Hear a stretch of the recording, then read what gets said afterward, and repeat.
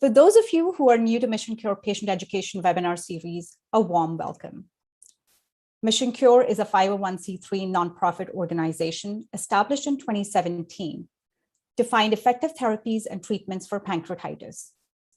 We are collaborating with researchers and developers throughout the US, as well as abroad, to advance our understanding of the underlying factors contributing to pancreatitis, identifying existing drugs that can be repurposed, and developing new therapeutics to help pancreatitis patients. We are also working to create a new model that will improve pancreatitis care and make specialized coordinated care accessible for all people living with pancreatitis.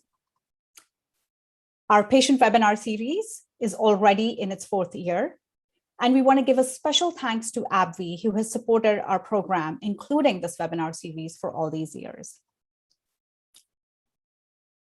Now we know that pain is one of the most debilitating aspects of pancreatitis and varies from individual to individual, both in terms of intensity and duration or episodes of pain, which means there is no one simple way to manage it.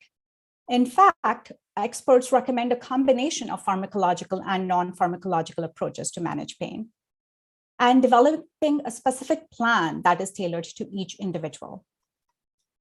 We at Mission Cure have received multiple requests from our community to focus on strategies to manage pancreatitis pain.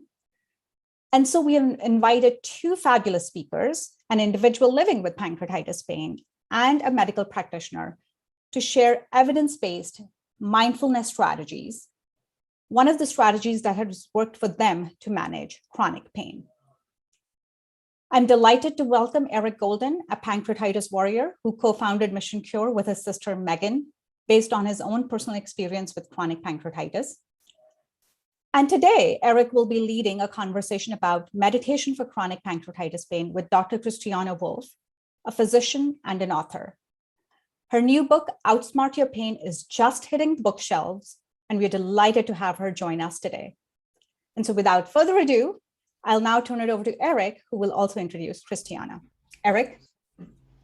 Thanks, Avi. Much appreciated, and thanks to everybody for joining.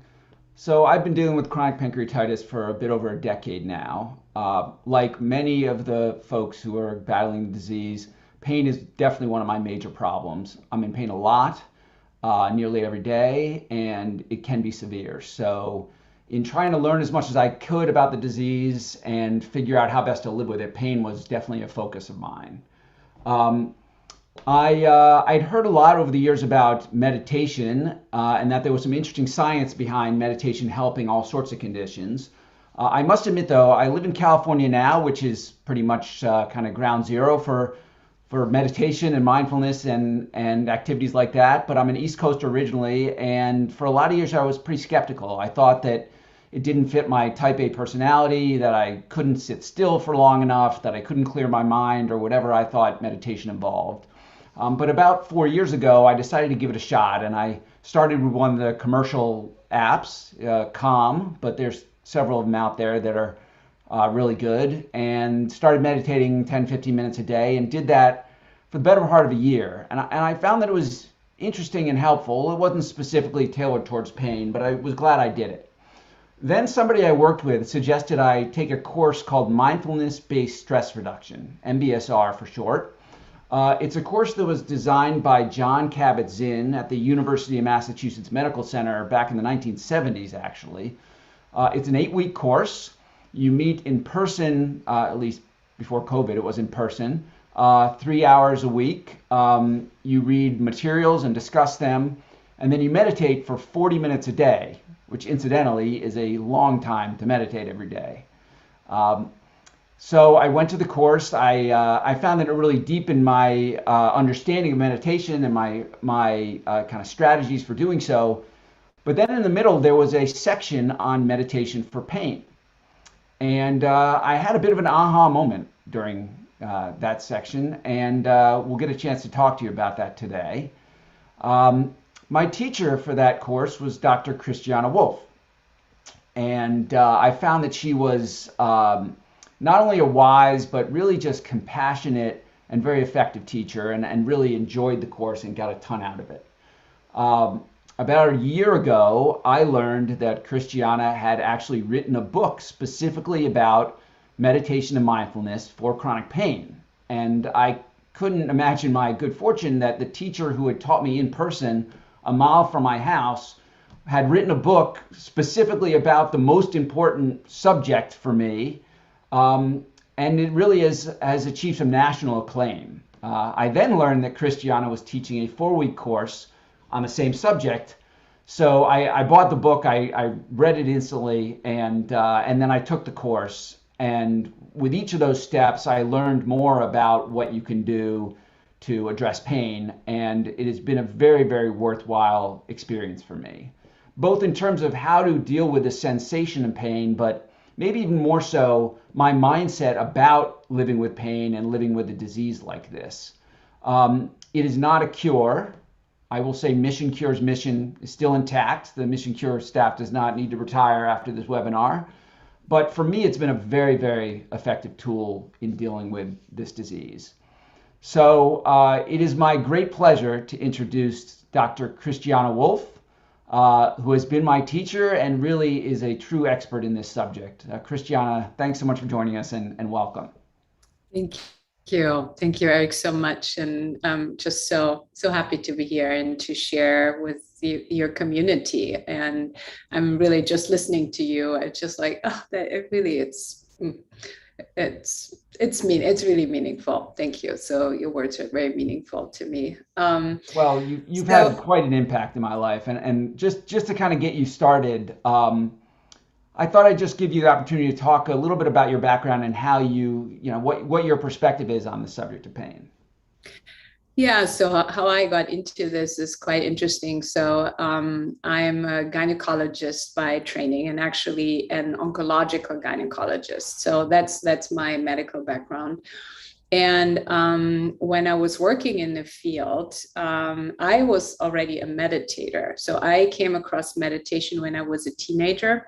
I was just looking for a meaning of life and meditation. And for me, personally, that was in the Buddhist context. But I'll say something about this is obviously not about Buddhism, because the Buddha taught how the mind and the heart works. And then this is something that people like Jon Kabat-Zinn, who you mentioned, who came up with the MBSR class, he really had this insight is like, oh, this has nothing to do with Buddhism. And we actually can alienate people if we're making it about that, right?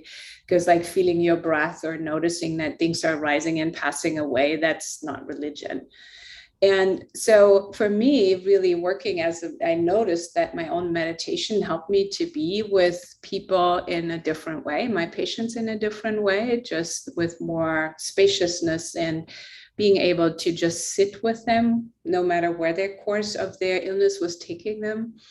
And then I later actually became a full-time mindfulness teacher, which again, like this is like what we're teaching the MBSR classes, and really make this possible to go into schools and to go into hospitals, into the military. I mean, like most people probably have heard of the term mindfulness at this point. But then for me, what was really important was I really could see how useful this was for people with chronic illness, and especially with chronic pain. And so that is like how I then really focused on that and started to teach classes around that. Well, so one of your concepts that I really found interesting was how you explain the difference between chronic pain and acute pain, and its role in our physiology. Can you talk a little bit about that? Yeah, that's some, and so it's not my concept, but it's something that is actually I find really helpful to teach about. So like in a way you can think about like acute pain is protective. Right? If you hurt yourself, if you step on something, and there is also correlation between the amount of pain, right? If you prick yourself with a needle, that's a little pain. And if you like cut yourself with a knife when you cut vegetables, that's a big pain, right? And your attention goes to that. So it's protective, right? Basically, we say like pain is the body's way to tell the brain, pay attention, right? And then what happens when we have acute pain, when the acute pain moves into chronic pain, that is kind of broken. So it doesn't work in the same sense anymore. But we're used to thinking there's a lot of pain, therefore it needs to be a lot of damage. And what really research shows that there's actually not often, I mean, often there's not a direct correlation between like the tissue damage and the amount of pain that we're in. So what we're really noticing, because our brain tries its best to protect us, right? So it tries to get really good at detecting pain. So it gets better and better at detecting pain. So when we're saying acute pain is protective, we can say that chronic pain is actually overprotective, right? Right. Turning up the volume. Our brain's getting better at it. Essentially, if you're in pain all the time, your brain in some ways gets oversensitized or gets particularly good at processing pain signals. Yes. Right. And it's like, sometimes I find it really touching, saying like your brain is really trying really hard to say, could this be pain? Could this be pain? Right. And it's just like to a point. And then we know, like we get even like with chronic pain, we get even more sensitive to stimuli that people without chronic pain wouldn't even register as pain. Right. Yeah. So one of the concepts I mentioned, I had a few aha moments during while I was studying the subject. And one of them was around the three components of pain and how they interact. Can you talk a little bit about that?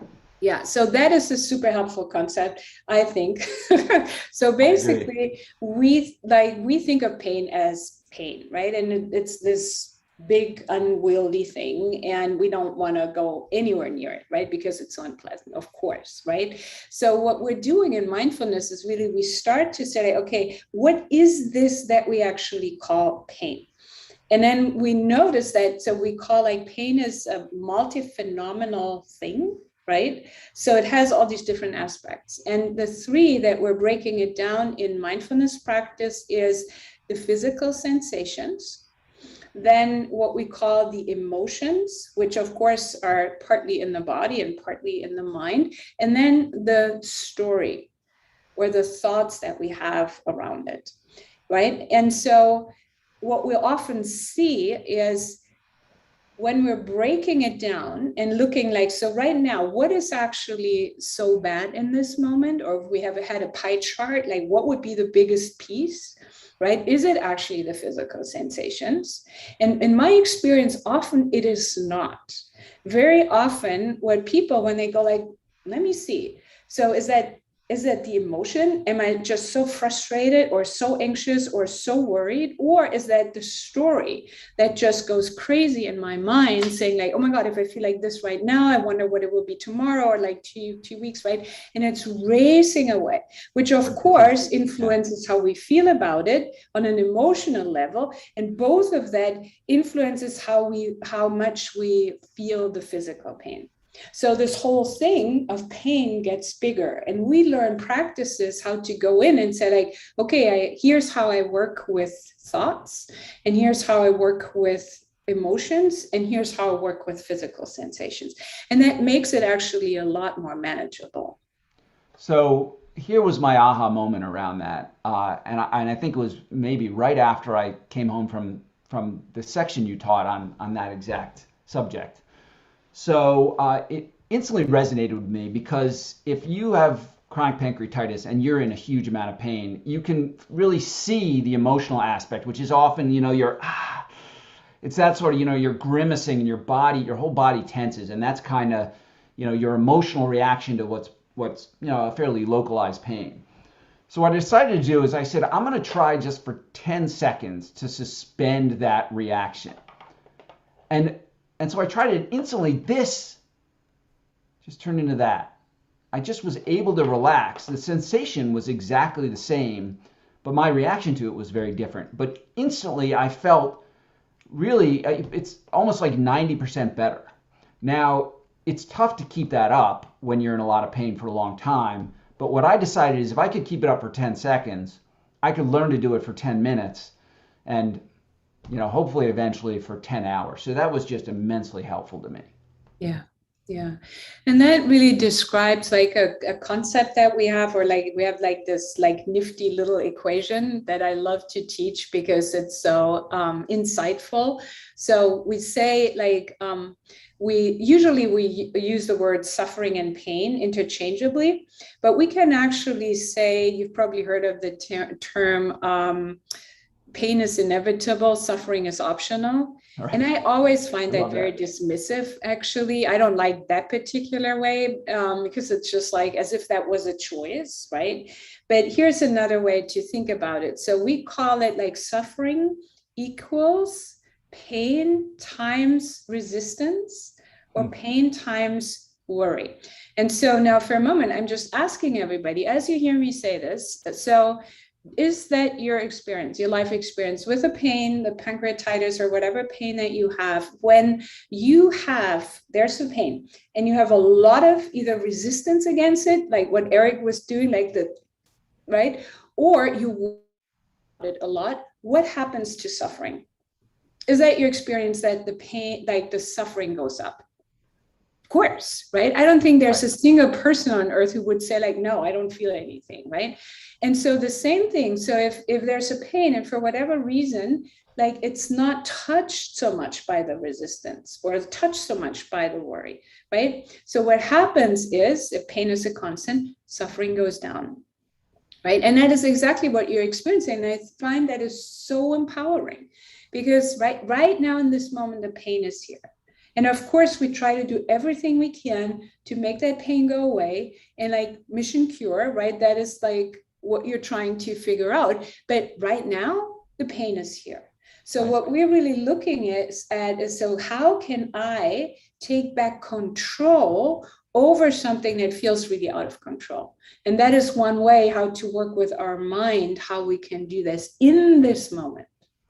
Right, and I will say that this may not be intuitive, but what I've found and what you've taught is that things like this aren't going to work instantly and aren't going to work 100%, but just the act of noticing, of noting, of being aware of your reactions to it takes a lot of the power out of it. So for chronic pancreatitis, when you're in huge pain, some of the thoughts you can get is, this is going to kill me. Or, wow, something at this point must be really, really wrong if I'm in this much pain. Yes. And those thoughts are natural, but if you just are aware of them and say, oh, okay, here's the thought that is stemming from the physical sensation of pain, just kind of the act of noting that connection to me drains it of a lot of its force and power. It does. And then if you think about it, so basically, like if your mind says there's something that's killing me, that's really hard to be with. Right. Right? Because then something in your body hears there's something here that's killing me. And that creates stress, that creates fear. And what's really interesting, so if we think about, so the two examples that you use, like this is killing me, or there's something terribly wrong with me, or I often hear like, how's the pain? Terrible, horrible. Those are actually not physical sensations. Because there's something really interesting in there. It's like really like, I'm very excited about this, as you can see. So like budding research about this, that we're basically what we're saying, we're making an assumption over here, right? Or conclusion, this is killing me. But what we're actually doing is we try everything we can not to feel the pain at all. Right? We call that avoidance, which of course, totally understandable. So we're not saying that's wrong. Of course, we're doing this. The problem is, right? So when something is killing us, that has a stress effect on the body, right? So which like makes the pain worse. The other thing is actually this avoidance. What we start to notice is, or like there's some, the brain studies around that the avoidance of actually feeling the body makes us be more disconnected from the body, right? From the body in general. And not just the pain, but also joy and pleasure, unfortunately.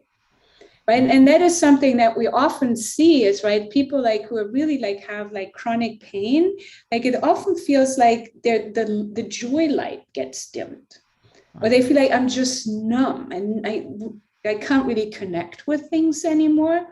Right. And so this is also such an important reminder for us to say, like, there are safe ways where you can really feel into the pain. Maybe not when it is so bad, right? But at times where you can, like, what does that actually feel like right now? We call that the zooming in, right? Yeah, so that's been another strategy that's been helpful to me. So we talked a bit about the mindset towards pain and how, you know, your body and mind perceive pain, but talk to us a little more about the strategies for dealing with a physical sensation of pain, like the zooming in and zooming out, and some of, you know, what you focus on, what you don't focus on. I think that could be very helpful. Yeah, so I usually will just say, for me, I will say, like, kindness overrules everything, right? Because it's just like sometimes we can get very harsh with ourselves. It's like, oh no, I have to feel the pain. So that kind of the striving, and I don't think that's helpful, right? So if we can ask ourselves in a moment, so with the pain that I'm feeling right now, given everything that's going on in my life, maybe I didn't sleep well last night, right? Maybe I had an argument with my partner or like something else, right? Because all these things influence pain levels. So to ask myself right now, what's the kindest thing to do? And sometimes it might be that distracting is exactly what I need to do, right? It feels like distraction is getting a bad reputation right now. It's like, oh, we can never do this. But if it works, please keep doing that. Please keep doing that. But we don't want you for a distraction to be the only thing in your toolbox, right? So what we want is something, you want something else. So at another time, you go like, let me check, right? And then what we want to bring forward is curiosity. Curiosity and openness. So those are the core qualities of mindfulness. So like saying, like, what does that feel like today? Right? And that is the zooming in, right? And you can say like, okay, so today, where is it? Right now, not even today, right now.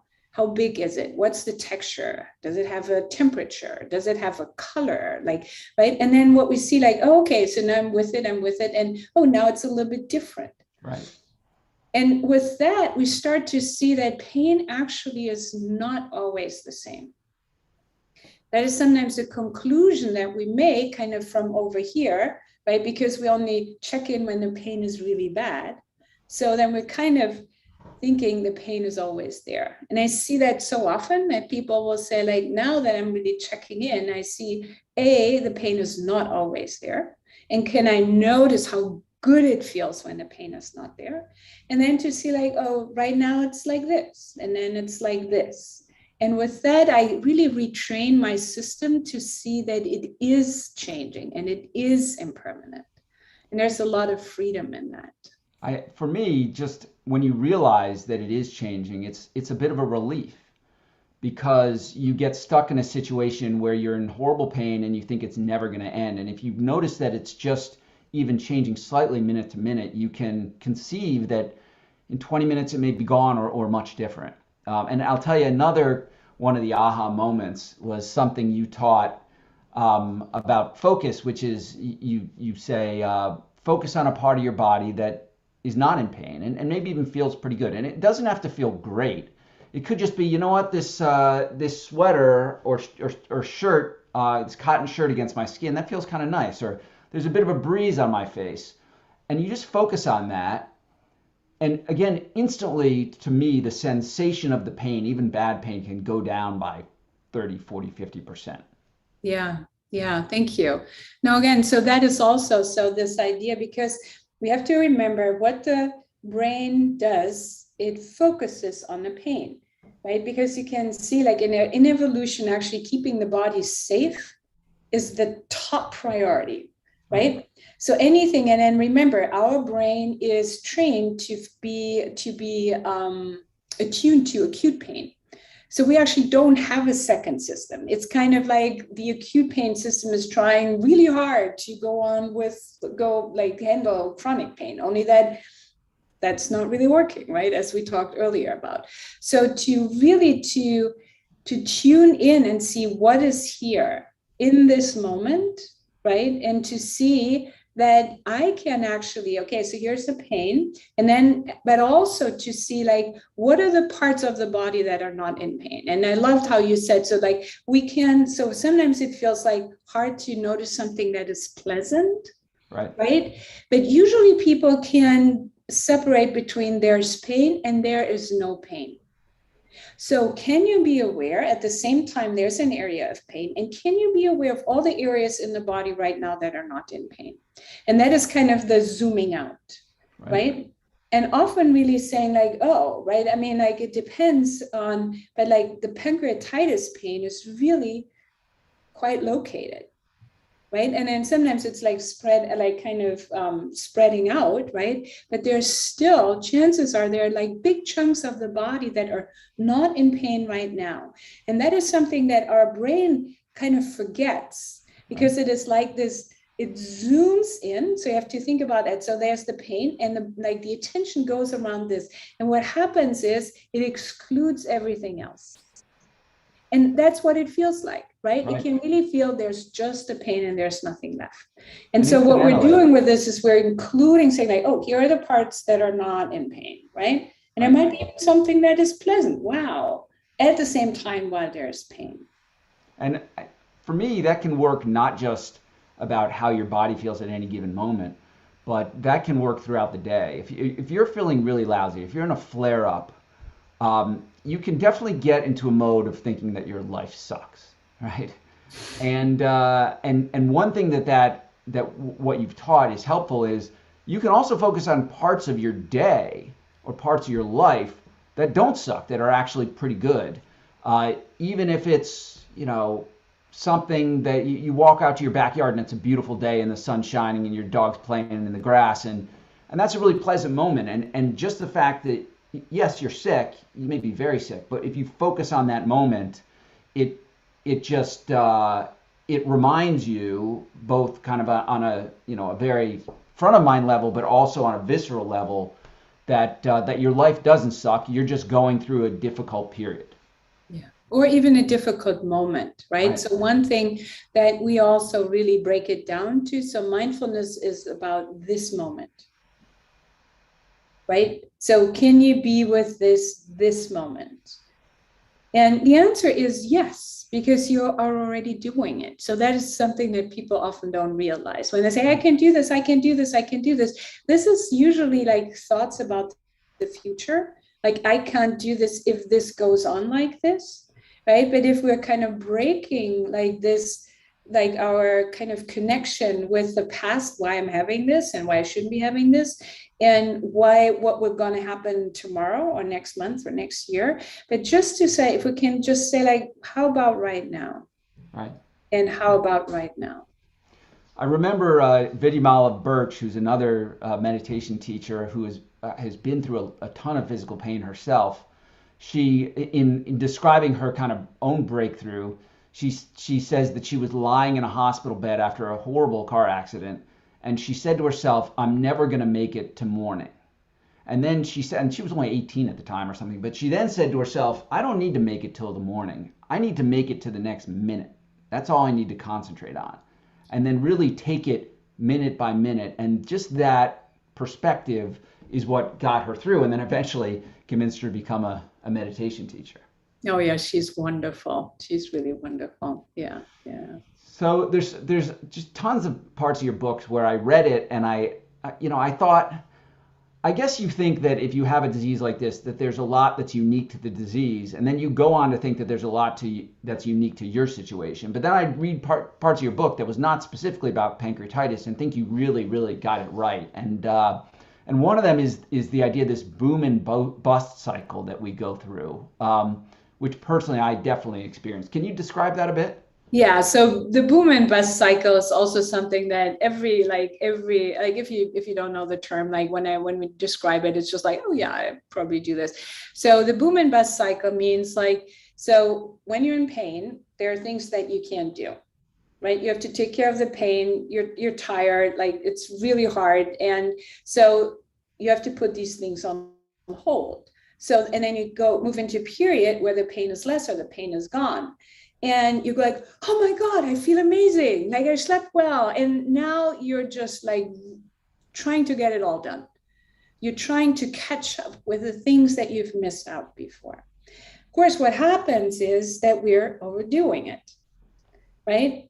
And that often makes the crash into the next busting, right, even worse. Right. And so one thing that has been like really helpful for people with chronic pain is what's called pacing. So just notice that, hold that with a lot of kindness and compassion. Again, nothing wrong with that. Of course we do that, right? And of course we have like, once the pain is gone, it sometimes feels like, oh, it's gone for good, right? Or we're really anxious. We can't even enjoy when the pain is gone. So they're like these two things, right? But so the pacing is really in there, and you can download protocols around pacing, how to do this, so that you set your timer, right? You say like, I'll do this for this amount of time, and then I take a break, right? And I will take a nap. And I will, so these things, and over time, you really learn to fine tune. And then the busting won't be so bad anymore. And for me, it's not only physically the case. So I do definitely go out and do much more when I feel good in terms of exercise and what I eat and the activities that maybe sting me later. But also, as I describe it, when I'm feeling really good, I feel like I'm never going to feel bad again. And then when I'm feeling really bad, I feel like I'm never going to feel good again. And one thing that mindfulness has taught me is to even out those peaks and valleys. A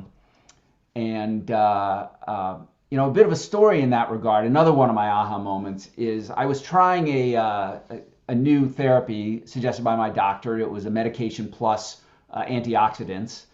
And I talked to a really good friend of mine, and he said, "How's it going?" I said, "Well, it's okay. It might work. It might not work." And he said to me, "Maybe you should have a bit different attitude about it. Maybe you should say it's going to work.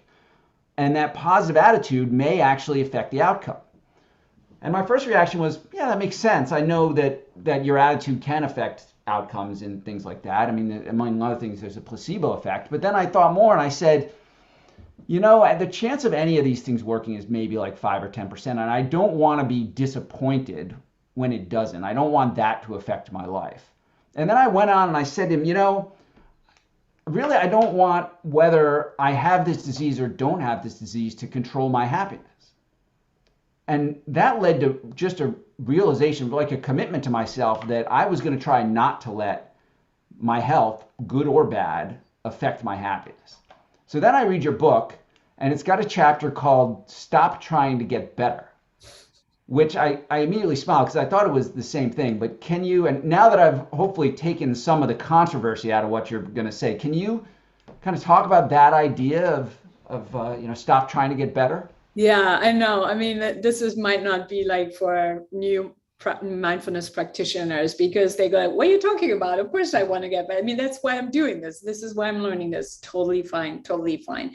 And yet, so what this really speaks to is that we have learned to strive in life, right? So how have we learned to achieve something? We work harder. We try harder. It's not working. What do? You double down twice, right? Never accept failure. Yeah, exactly, right? And this is like we're kind of raised on that. The problem is that, how's that working? How's that working for you, right? And so what we're starting to see really is, so what happens, right? And then it's this whole thing about positive affirmations, which work great for some people, but they can be really difficult, right? So if you're saying like, I'm positive affirmation, I'm getting better and better every day, and you're not, where does that leave you? Where does that leave you, right? And so two things that we want to practice is, so first of all, is this really, really radical thing to say like, can I be okay with how things are right now? This is the way things are right now. And then coming back, the more I struggle against this, the more I resist this, the worse I will feel, right? And so to really say, can I allow things to not having to change right now? And really uncoupling this, like my happiness depends on external circumstances. And Eric, really what you're doing there is you take back, so we call that the locus of control, which really that is what mindfulness is about. So we usually think like, if things were different, if people would behave differently, right? And I know this is like a tricky topic, so I don't want to sound it like overly simplified, but what we want to do here is like, we say like, okay, so this is what is happening. And it is more about how I'm reacting to it, how I am in relationship to that, right? Which changes the overall outcome. And that is something that I can control, right? So it's like, if you can change it, please go ahead and do. But if you can't, or right now, right, then how about just really trying these softer, like the being with, allowing, seeing that it is there. And it is really something quite paradoxical, right? Because stress levels will go down, right? Because so we have a saying, like we say, like in mindfulness practice, the quickest way to get from A to B is to be fully at A. And people go like, wait, what? I want to be at B, right? But the fact is you're not at B, right? And if you're over at A and you hate being at A, like how does that get you to B? Right. Right. And this is, I love paradox, right? And then we go like, wait, what? But this is really how we engage with a practice. It is not linear, and striving won't get us there. Right. And by the way, and it's not passivity, right? No. I mean, we are out, the Mission Cure community, everybody listening is out to try to, beat this disease and to do a lot about it. And personally, I do a lot in my own life in terms of what I eat and all my activities and what I learn and what I do about it. But interestingly, we have a term for people battling this disease, which is pancreatitis warriors. And I love that. It's, you're not passive, you're not a victim, you're not even a patient, you're a warrior. But to be honest, being at war can be pretty exhausting, right? And that's the thing that I've come to terms with is I don't always want to be at war. Sometimes I want to actually be at peace, even if it's not true acceptance. I look forward to a day when I don't have this disease and nobody does. But in the meantime, I'm going to live with it, and I'm not going to let it affect my happiness, at least not in this moment. Yeah. Yeah. So go ahead. Sorry, we're running out of time a little bit. I just want to make sure we get into some of the brass tacks, right? And so one example is we've talked a lot about the philosophy, which I think is terrific. But so if somebody listens to this, they're like, all right, I get that. It seems helpful. How do I start? Tell us how somebody can start implementing some of these practices, today or this week. Yeah, so some like very easy ways. So in the beginning, you mentioned some of the mindfulness apps. And so that is definitely like it's right at your fingertips with your phone. So Calm is a good one. Headspace is a really good one. So there are apps, and we can put them also in the notes. Yeah. And then incidentally, they're similarly priced. They give you kind of 15 or 30 days to teach you how to meditate, which can actually be very effective. One thing I didn't expect is if you meditate every day for 30 days, it's like if you started doing crosswords for the first time and then did them every day for 30 days, you'll actually get a lot better at it. And it's even hard to imagine what getting better at meditation means, but you really do. And so if somebody's, inclined to try it, I would say, don't try it once. It's kind of like exercise. The first time's going to be rough, maybe, but try it for 30 days and see where that gets you. Yeah. And then one thing also, because people get so confused around it. So the goal of mindfulness is not to relax. The goal of mindfulness is to be present with what is here, right? If you think like you do this and you feel relaxed, sometimes you will, but sometimes you won't. And that doesn't mean you do it wrong. You just learn to be with, and that comes back to the A and B thing that I said earlier. So apps can be very helpful. Usually for most people, we learn well in groups, right? So, and right now there are all these online classes that you can take. So you can definitely find like a local group, and maybe they're meeting again in person. So I still do most of my things online. I actually have a 5-week class for mindfulness and chronic pain coming up soon. So we're through UCLA. And we link to that as well. So if people are interested in learning that with me, you can also take beginners mindfulness classes. You can take an MBSR class, but I have to say, like what Eric said in the beginning, that's true. That is kind of, you're jumping in at the deep end. Right. And that's what some people need. Say like, I need to really, like, this makes total sense and I want to go all in. So that's also something that you can do. So, and I have to say about your course, I'm guessing that the 5-week course is similar to the 4-week course that I just finished taking a few months back. And I found it very worthwhile. it does teach you some of the fundamentals we're talking about today in some more depth. But it also has a lot of people who are going through something similar. And I know you call it finding your tribe, but just hearing people articulate the same struggles and then working through it with them can itself be very effective. So if somebody's inclined, if somebody really is saying, I really want to do something a lot, really serious about my pain right now, I think that a 5-week course like that is a really good way to start. Yeah, I agree. I think that is it. Eric, do you have one more question before we let others ask some questions? No, I think I'm happy to. I have 100 more questions, but I'm happy to let some folks jump in. Great. Well, we can continue the conversation, and thank you both.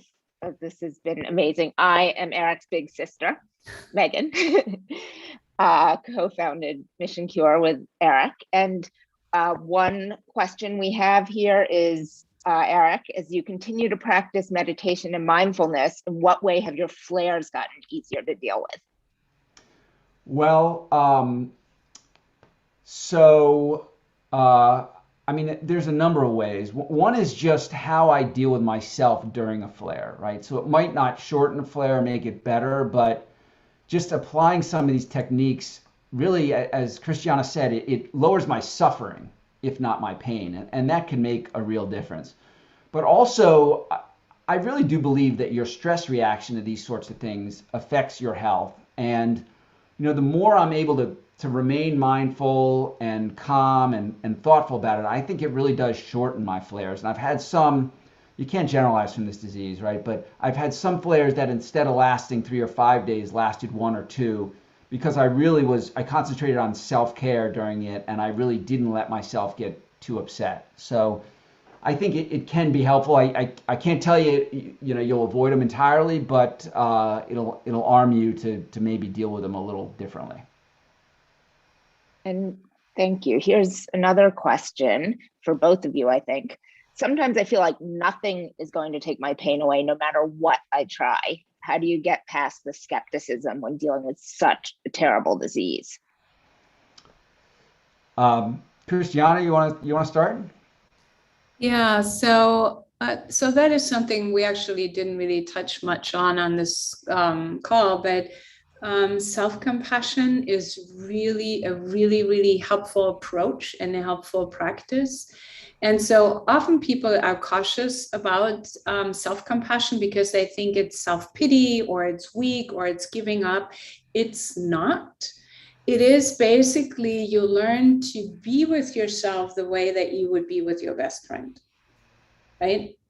So like, how would you be with your best friend who is suffering? You wouldn't say like, oh, toughen up, or like this, like just get over it, or like try harder. Like you would say like, oh, I'm so sorry. I'm so sorry. It's so hard right now, right? And so this is a practice that can be learned because so many of us regardless of chronic pain, have a really hard time with this. And what we also do, it's nice, I just want to tie that back to something that you said earlier, Eric, like finding your tribe. So we are learning to be kinder to ourselves, because in that moment, it's a moment of connection, and we say like, yeah, it's really hard right now. And then something in us can go like, oh, thank you. Yes, it is. Yes, it is. And then the other part is what we're doing. And this is really what's separate from self-pity. So self-pity is like, again, like this contraction around me, like, why me? Poor me. This shouldn't happen to me. Like, why are everybody else is healthy and I'm not? And like all the things that the mind is saying. And it's very contracting, and it makes us feel very lonely. And kind of feeling alone and separated is probably one of the worst things that you can do to a human being. So what we do in this practice, instead of doing that, right, we finding our tribe, Eric, as you mentioned earlier, we find other people. And in the practice, we're kind of spreading it out in our mind, saying like, okay, I might not know anybody else who has chronic pancreatitis. I mean, like you're engaged here, so you do know people, but people can really get into this. So we say, okay, so where are the other people who know this, who are feeling exactly the same thing right now, who go like, yeah, me too, I have that too, right? And there's something really powerful about this being seen and somebody saying, I see you and I relate, I know that too, right? And that is, we can really practice that, and that is really helpful. And one other thought on dealing with real severe pain. When I'm in really, really bad pain, I can't meditate. And sometimes I try a little bit, but if it's not working, I just stop and do something else to distract me.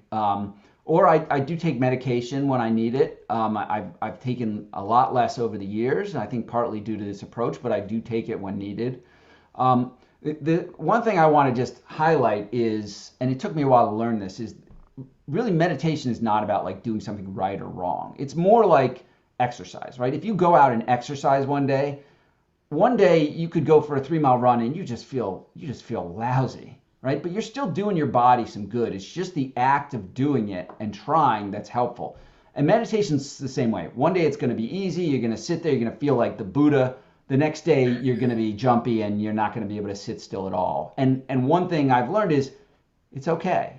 It's not about judging yourself and am I doing it right or wrong. It's just the act. They call it a practice because it's practice. You're just trying it. So, with severe pain, I try. And if that's not working, I try something else. And if that's not working, I try something else. And I think just that attitude can be somewhat helpful. And we just got a question that's kind of a perfect follow-up to that, which is, I tend to boom and bust a lot. My pain flares typically come when I've fallen off good habits. And in those moments, I've typically stopped meditating and find it hard to get back on the wagon. I don't know why, even though I know it'll help. Do you have or see similar experiences? And do you have any strategies for motivating yourself to get back on track?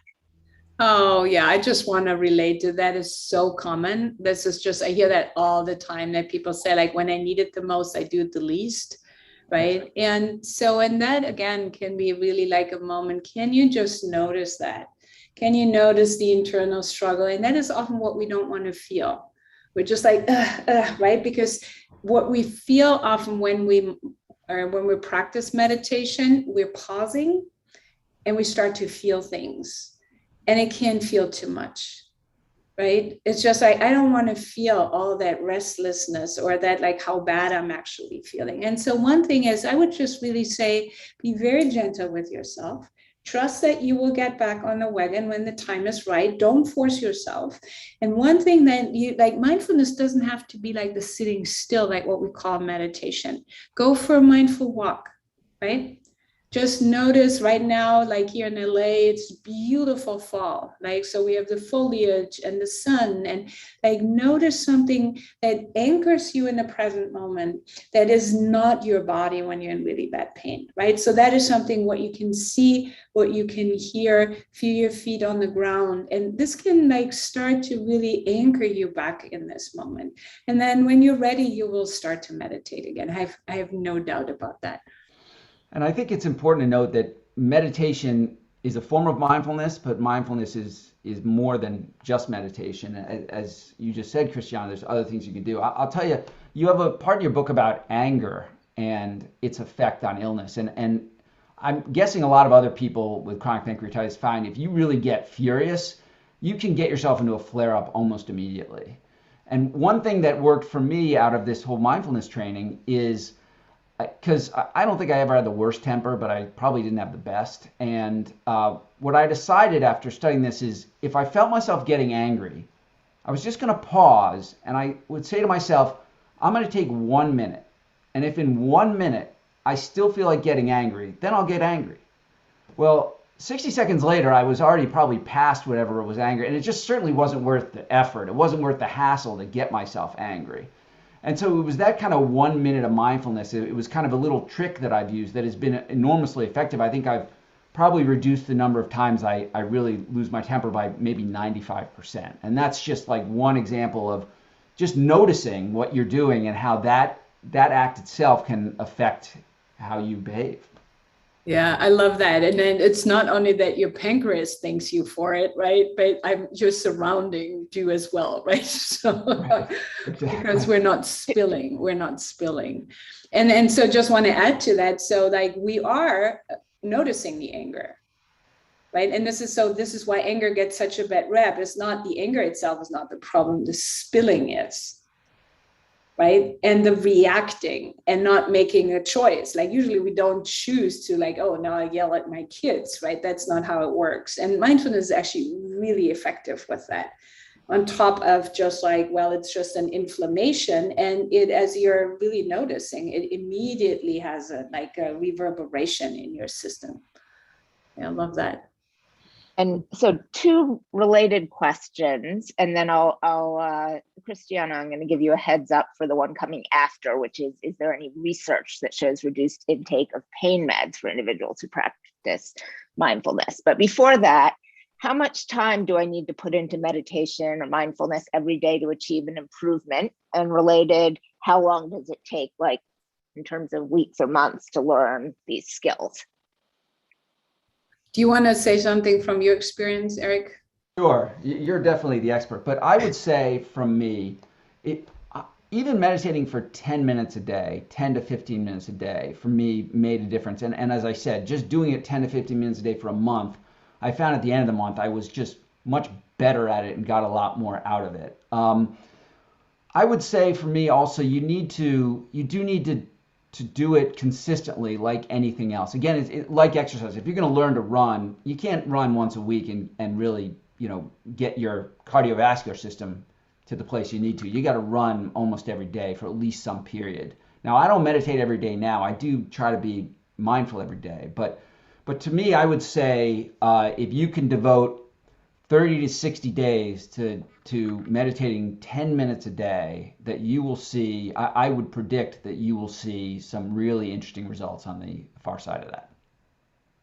Yeah, I agree on that. So it's like, it's more just be consistent. And again, like you miss a day, no big deal, right? Just start again. And like for many people, just like on and off for a really long time.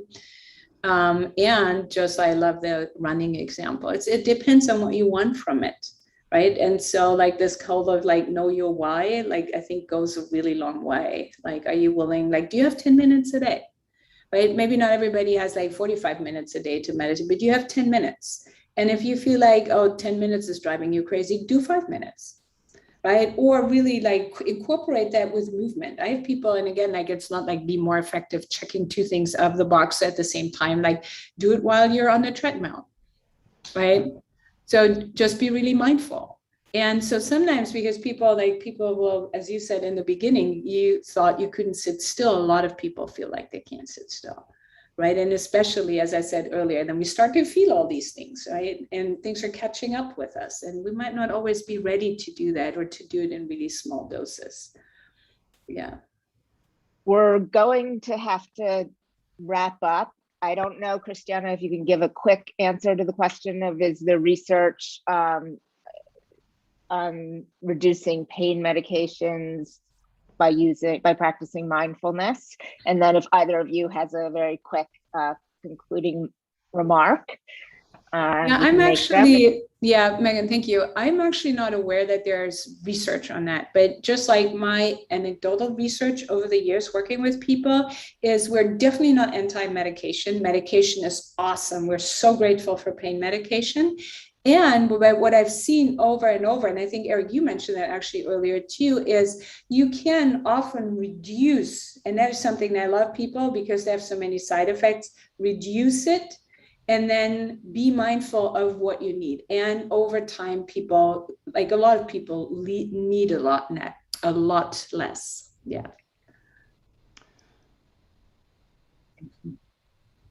And actually, one comment on the research is there is some research out of the University of Pittsburgh Medical Center that has a program on gut-brain health. The research is on IBD, inflammatory bowel disease, but they also see people with pancreatitis that has showed decrease in use of opioid pain medications. It's not exclusively mindfulness, but it's a range of strategies, including mindfulness. Eric, any final words? And then we have to turn it over to Sophia to wrap us up.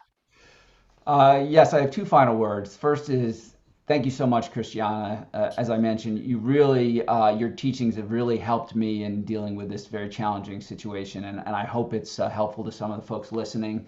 And the other concluding thought is anybody listening should always feel free to reach out to me if I can be helpful in relating my own experience or just commiserating or being part of the tribe. So thank you all. Thank you. Thank you. Right. Well, thank you so much, Eric and Christiana. Thank you, everyone, for joining us on our third webinar of the year. It's crazy that it's almost the end of the year, but we have many other informative and educational resources coming down the pipeline as part of our AbbVie-sponsored patient education program.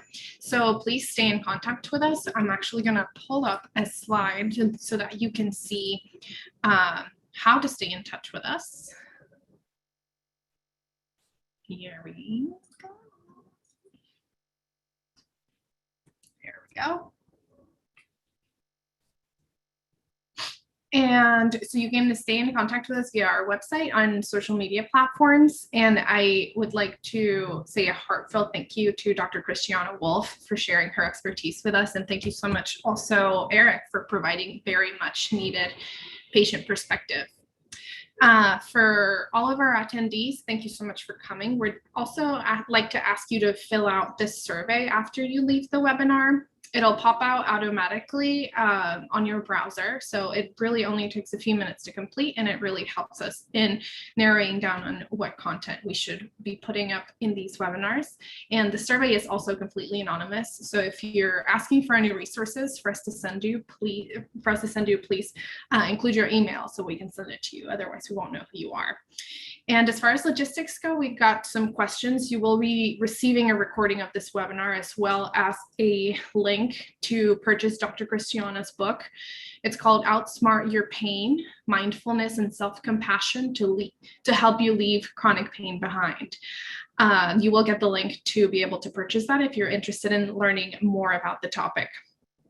And Christiana is also leading a 5-week-long applied meditation series at UCLA, where participants will be able to explore how the practices of awareness and kindness can help regulate oversensitized pain systems. You'll be receiving a link to register and learn more to this as well. If you have any questions, our virtual door is always open for questions and any other comments. And thank you everyone again for coming. And I hope everyone has a great rest of your day or night. Thank you.